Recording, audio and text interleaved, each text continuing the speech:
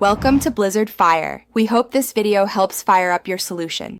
You start by inspecting every inch. Check seams, padding, and the leather surface so you know what to fix first. Once done, clear a flat workspace and remove ear cups or pads that are detachable to avoid damage.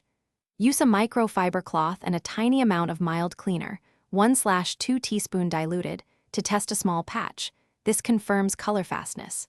Make sure to organize screws and clips in a labeled tray so you won't lose anything when you move into repairs. You clean and restore the surface next, because repairs adhere best to a dry, grease-free base. First wipe with a damp microfiber cloth and mild soap, then let the pad air for 10 to 20 minutes. Moisture causes glue failure. If there are tears, apply a flexible leather adhesive under the split, press edges together, and clamp for the recommended 15 to 30 minutes. For holes, insert a thin backing patch, bond with contact adhesive, and smooth to maintain contour. You finish by conditioning and reassembling so the leather lasts and feels right.